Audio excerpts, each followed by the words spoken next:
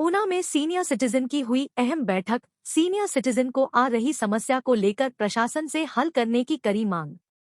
हिमाचल प्रदेश के जिला ऊना में आज सीनियर सिटीजन की अहम बैठक ऊना में हुई, जिसमें शहर के तमाम सीनियर सिटीजन ने भाग लिया। इस बैठक का मुख्य उद्देश्य सीनियर सिटीजन को आ रही समस्या को लेकर प्रशासन से अवगत करवाना और उनका समाधान करना है। सीनियर सिटीजन यूनियन के प्रधान ने मीडिया को जानकारी देते हुए बताया कि सीनियर सिटीजन को अनेक प्रकार की समस्याओं से दो चार होना पड़ रहा है। उन्होंने कहा कि सीनियर सिटीजन को इस उम्र में सबसे ज्यादा दिक्कत कुछ बीमारी से होती है, लेकिन जब वह उस बीमारी का इलाज करवाने के लिए हॉस्पिटल जाते हैं तो उसे बीमारी का विशेषज्ञ डॉक्टर अस्पताल में तैनात ही नहीं होता है, जिससे उन्हें और ज्यादा दिक्कतों का सामना करना पड़ता है। साथ ही उन्होंने कहा है कि सीनियर सिटीजन के लिए जो येलो पर्ची जारी करने का काम शुरू हुआ है, लेकिन अब वह आम लोगों के लिए भी येलो पर्ची दे रहे हैं, जो कि सही नहीं है। उन्होंने पीजीआई द्वारा बैठाए डॉक्टर के लिए भी अलग से पर्ची काउंटर खोलने को बात कही है। साथ ही शहर में घूम रहे आवारा कुत्तों से सीनियर सिटीजन को नुकसान पहुंचा जाने की बात उन्होंने कही है। उन्होंने कहा, सीनियर सिटीजन का एक दफ्तर है जो ऊना में है, लेकिन वहां पर बनाए गए शौचालयों के दरवाजों की रिपेयर के लिए प्रशासन कोई कदम उठाए। इन समस्याओं के साथ उन्होंने अपने अनेक मुद्दों पर भी चर्चा की। उन्होंने कहा कि उन्होंने डीसी से मिलकर इन समस्याओं को जल्द हल करवाने की बात कही है और जिला प्रशासन द्वारा उनकी समस्याओं को जल्द हल किए जाने का आश्वासन दिया है। प्रधान senior citizen board district Una से सवाल कर रहा हूँ। हमारी वरिष्ठ नागरिकों की बहुत सारी प्रॉब्लम्स हैं जिनके बारे में हम बार बार डिस्कस करते रहते हैं। आज भी हमने जो मीटिंग कॉल किया है यहाँ, तो उनके बारे में ही हमने विचार करने के लिए मीटिंग कॉल किया है। सबसे पहले तो हमें हॉस्पिटल से प्रॉब्लम्स है बहुत सारी। यहाँ पे हार्ट स्पेशलिस्ट और अपना यूरो स्पेशलिस्ट नहीं है। बुजुर्गों को सबसे ज़्यादा प्रॉब्लम दो चीज़ों की होती है, या यूरो की होती है या हार्ट की होती है, और यही डॉक्टर यहाँ पे मौजूद नहीं है। कई बार हमने इनको लिखा, बार पर्सनली भी मिले, लेकिन आज तक कोई प्रोविज़न नहीं हुआ। लेकिन हम उम्मीद करते हैं कि दोबारा फिर मिलेंगे, कमेटी बना के जाएंगे, लेकिन इनकी पोस्टिंग यहाँ होना बड़ा जरूरी है।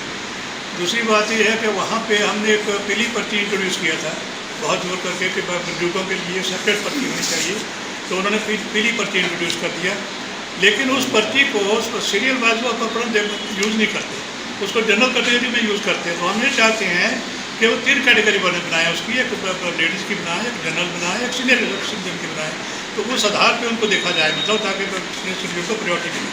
लेकिन वो चीज़ नहीं हो रही है, तो उसके बारे में हम उनको बार बार लिख रहे हैं। मतलब और दूसरा बात यह है कि अपना अस्पताल में पीजीआई के डॉक्टर बैठते हैं, लेकिन उनके लिए भी एक सेपरेट काउंटर होना चाहिए। हमारी डिमांड ये है कि देखो जो पीजीआई के हैं तो उनके लिए तो पर्ची का सेपरेट काउंटर होना चाहिए, लेकिन सेपरेट काउंटर की बात प्रोविजन वहाँ नहीं है। तो हम उनको रिक्वेस्ट ये कर रहे हैं कि उसका सेपरेट प्रोविजन करिए, ताकि जो आदमी पीजीआई को डॉक्टर को दिखाना चाहे वो उसको वहाँ से पर्ची बना कर डायरेक्ट निकाल जाए। ये हमारी कुछ प्रॉब्लम है। तो एक बड़ी प्रॉब्लम हमारी आ रही थी कि हमारा ये दफ्तर है हिमाचल में सिर्फ सीनियर सिटीजन ऑफिस ऊना में है। ये डेट श्री हरीश्वर कमल हरि सिंह और गरदारी लाल की प्रयत्नों से ये दफ्तर बना था। उन्होंने कुछ पैसा एमएलए फंड से लिया, कुछ अपने आप कंट्रीब्यूट किया, तो उसके आधार पर उन्होंने इसको बनाया। उसके बाद मैं 15 साल से इसका प्रधान हूँ, तो यूरिनल सेपरेट नहीं था इसका। तो मैंने 4 साल पहले डीसी साहब से रिक्वेस्ट किया, डीसी साहब यहाँ थे तो उनसे रिक्वेस्ट किया, तो हम डेपुटेशन में गए कि साहब हमारा दफ्तर भी है, लेकिन जब बुजुर्गों की मीटिंग होती है तो यूरिन जाने के लिए बड़ी प्रॉब्लम होती है, हमारा यूरिनल सेपरेट नहीं है।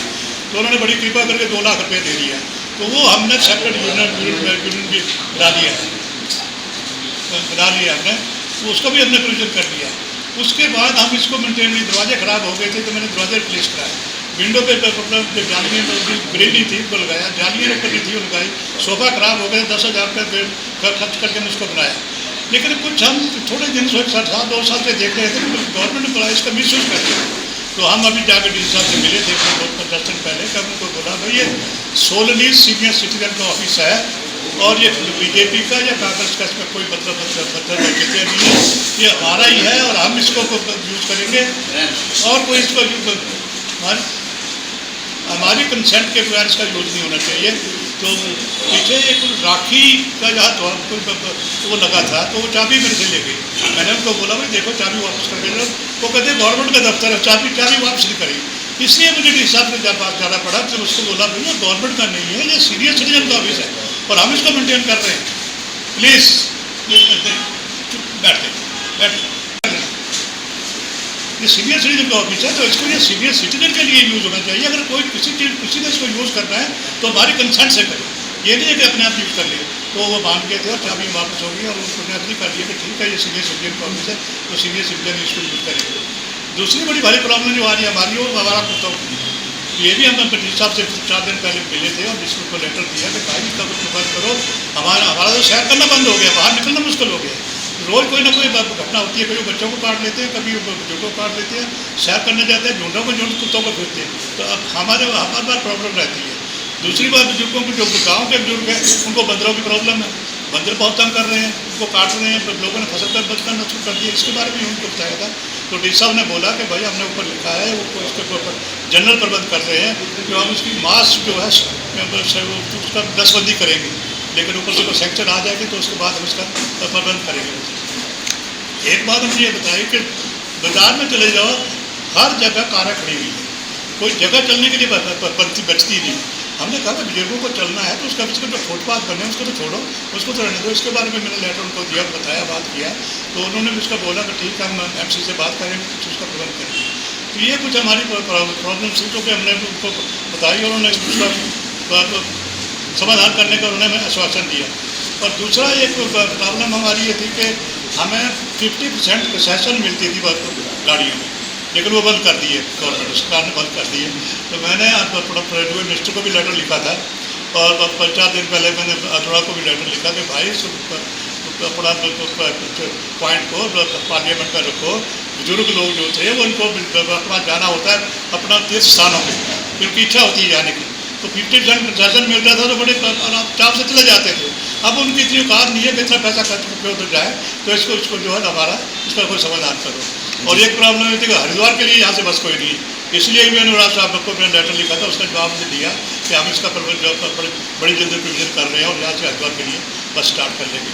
तो ये हमारी कुछ प्रॉब्लम थी, इसके बारे में हमने बात किया और ये मीटिंग इसलिए करते हैं और मिलते भी हैं किसी को।